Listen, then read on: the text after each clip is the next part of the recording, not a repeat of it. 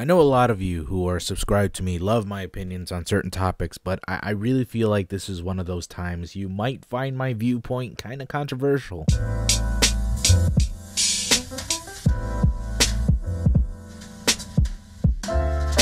Hello everyone, it's me Goose. How y'all doing? So recently YouTube implemented new changes to their policies that have some small YouTubers absolutely terrified because it could initially spell disaster for them in the long run. What does this new policy pertain? Well, it seems like YouTube is fed up with dog shit trash getting all the ads on this website, so they decided to, from now on, only have YouTubers with over 1,000 subscribers and have at least 4,000 hours of view time in the last 12 months to have ads on their channel. Now, I know those numbers seem big, but I'm going to tell you why that's not necessarily terrible in a minute or two, but first I'm going to hit you with an uppercut of why this is fucking awful. Let's get this out of the way. There's no doubt in my mind that this new policy is being implemented as a result of Logan Paul's recent incident involving a dead body, but at the same time I don't think YouTube has been working on this new policy just this month because of Logan Paul. In fact, I'd say they've been wanting to dish out this new rule for a while now. It's just that Logan Paul's stupid video kind of made them get on top of this. I don't work at YouTube, so I can't confirm 100% that this is the case, but I feel like this is far too close to Logan Paul's mishap that it can't be a coincidence. So what exactly is this fighting off? Why is YouTube stomping on newcomers of this website? Well, honestly, it probably has more so to do with terrible, shitty spam on this site than it has to do with stomping out creators. I really don't view YouTube as some golem trying to crush all of its creators off this site. Well, maybe some of them, but overall I view YouTube as a misguided and ignorant, emotionless robot. I feel this new rule will in fact stop advertisers placing their ads on unwanted shit, like for example an ISIS recruitment video that might get at least 500 to 1,000 views. Let's say that recruitment video is about 12 minutes long. I don't know, I never fucking watched one, but audience retention is about, I don't know, 4 minutes.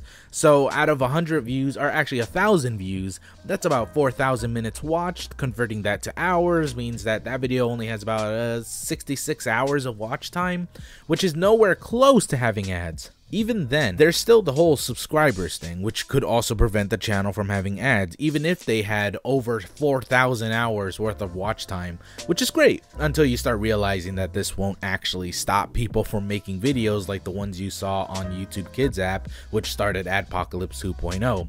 Those videos had millions of views and were often much longer than just 10 minutes long. Also, I assume their audience retention is much longer than just 2 to 4 minutes, which is average for any viewer. But when it involves kids, I'm guessing most of them are watching for at least 6 to 10 minutes because toddlers and kids are either super enamored with what they're watching or they're just gonna leave the device on the ground when they get up and play with something else. So let's be generous and say that the average audience retention for a child is around 6 minutes, and seeing as how those videos, whether they have good intentions or bad ones, often get at least 1 million views on average, they could equally get around roughly 6 million minutes of view time, which converted into hours can equal maybe 100,000 hours of view time, which is far more than the necessity needed for YouTube's whole new policy thing. And there's no need to mention the subs, because I don't doubt that these channels also have millions of subscribers as well, or at the very least over 10,000 subscribers. So this really doesn't change much, does it? And yes, I know there's still a new recently added policy that happened last month that doesn't allow those kinds of videos to be monetized because they're using copyrighted characters like Mickey Mouse and Spider-Man, but I really doubt kids are going to fucking report a video. This new policy seems to be more against spam and possibly hate videos than it is about the long-term goal of keeping actual garbage off of YouTube. And speaking of long-term, this new policy now makes it far more difficult for new channels to rise up and succeed on YouTube. This actually cripples a new channel's ability to grow, and they won't even get paid for doing some of the videos that they make, which is pretty shit considering that there are some YouTubers with under 1,000 subscribers that make videos that have over 10,000 views. It's not much, but that can turn a profit if that YouTuber is consistent and consistently making videos with at least 10,000 views. And when you're a small channel, having Having 10,000 views is like the equivalent of having 200,000 views. I mean, it's like the world to you. Yeah, you're probably not getting paid because the way some users treat small-time YouTubers probably means you won't even have that many subscribers, maybe around 800 by the time you get 4,000 hours view time. So all those videos, all that hard work, and you're just not getting paid for it. Because in the eyes of YouTube, you're either not important enough or you're just another spam account or some harmful account trying to make ISIS videos. Ross Donovan, or Rubber Ninja as some of you might know him, made an excellent video 3 years ago called "Does Independent Animation Have a Future on YouTube?" which talked about how nearly impossible it is for animators on this platform to make a profit or even make it big. Before people got paid via watch time and audience retention, YouTubers got paid via views. Of course, many people took advantage of this by constantly showing boobs and asses on their thumbnails just to get a click, and yes, that one click would equal a view, therefore counting as currency. Now that audience retention was implemented as the new way of getting paid, this shifted how YouTubers made videos forever, and people who made videos the old-fashioned way, via views or whenever they want to fucking upload, got left in the dust. In order to get paid, you need to be frequent with your uploads and have solid audience retention. Plus, if you want to have more ads on your videos, you'll have to make a video that's at least 10 minutes long. Animators cannot make money off of this site with that kind of policy in place. Animation simply takes way too long. It takes months to make an animated video, and that's just assuming like it's a 4-minute video. Even if that animator gets over 1 million views off of that one 2-minute video or 4-minute video, they're not getting paid as much as they should, say if they were a vlogger who makes a video a day that requires less editing and can definitely last longer than 10 minutes. This is why most animators opted to be Let's Players or Twitch streamers or stream themselves drawing instead of making animations. It was bad enough to be an animator on this website, but with this new rule, it's practically impossible for new and upcoming animators to even get their foot in the door. Now new animators have to make sure their videos are a smash success on YouTube every single time, or else they just won't get paid. Not everyone is as successful as certain animators on this site. Not every animation gets over 1 million views, and this sucks. It just plain and simple sucks. There's no way around it. This is the worst time to be a new YouTuber. There's a joke that Jax Films makes occasionally, and that joke involves starting a YouTube channel.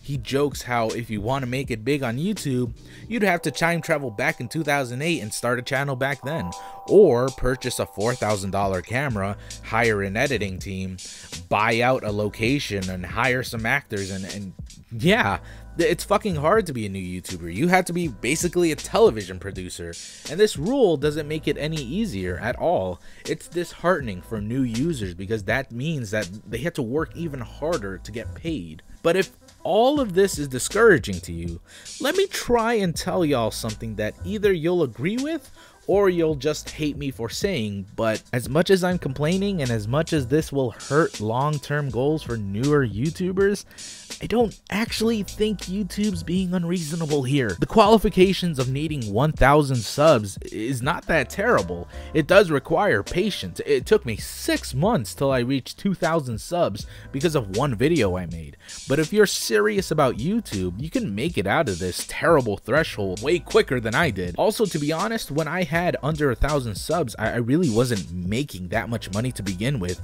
I think a lot of people have this misconception that YouTubers make bank all the time, which just isn't the case at all. Yes, I did get paid a few times while under 1,000 subs, but that was about maybe $150 in the span of 4 months of making videos daily. I had people watching on average about a minute or two of my Let's Play videos, and sometimes those videos wouldn't even get over 200 views. At that point, I was kind of fed up and kind of changed the way I made videos, which led to the success of my channel today, which, yes, I know 35,000 subs isn't anything to brag about, but damn, I mean, I can't really believe that I made this in the first place. Like, I have 35,000 subs, maybe even more than that. I haven't checked in a while. It's a lot to me. And the fact that I made it doesn't discourage me that other people can make it too. Also, there's this whole 4,000 hours thing. I feel like this is being overblown by certain people. Everyone's making it out to be this impossible thing, which I feel like it's really not. I checked my own personal analytics and I found out that I have over 750,000 watch time minutes from all my audience and all my videos and whatever, which equal to just about 12,000 hours. And that's just within the past month. Even when I check back from the first 90 days I was on this channel making content as a Let's Player, which was, by the way, don't make a Let's Play channel, okay? Don't even be a Let's Player. Those are dead, okay? Unless you've already made an audience and you've already established yourself, don't be a Let's Player. No, don't do it. Don't. Within my first 90 days, I had little over 1,000 hours of watch time. And that was with me not even knowing what I was doing. Yes, it will definitely take time, a lot longer than expected for most channels, but honestly, I'm here today because I had to jumpstart my career due to one small video I made a long time ago that had over 100,000 views, which skyrocketed my subs from 400 subscribers to 2,000 subscribers. So long as the videos you make are quality and you're a hard worker and you're willing to put effort into something that either makes you or breaks you, chances are it'll make you. Also, if you're one of those people complaining about this and also happens to have like a fucking video of your cat that was once trending on YouTube and has over 800,000 views and you haven't uploaded in the last 6 months, then you really don't have a right to complain about this kind of shit. I'm confident that if you're a genuine content creator who puts time and effort into their content and doesn't just upload whenever they want, like say certain Let's Players or just people who just make videos and vlogs and such, and then, oh, I'm gonna upload 3 months later. If you're someone who's very dedicated to this website and you want to make it big, or you want to make it, you know, at least, then I'm sure that you can still make it. You just need to be patient, more so now than ever before. So for the most part, yes, I can see how this is frustrating. I mean, without a doubt, this is very troublesome for certain YouTubers who are below that threshold, and this makes it even harder for them to pursue a career here on YouTube, and in the long run dissuades any newcomers interested to even start out here. But honestly, I truly believe most of this outrage is hyperbolic. Chances are those channels weren't making much to begin with, so they're not losing out on much either. And secondly, those channels that are outraged are the ones who are the most passionate and probably will succeed later in the future. It's just a shame if it pushes those people out of this platform for good, because that's a lot of good talent that's just getting scared off. If you're a new YouTuber, don't let this get to you. You can make it. If I made it with 30,000 subs, then I really believe you can make it too. Just keep trying.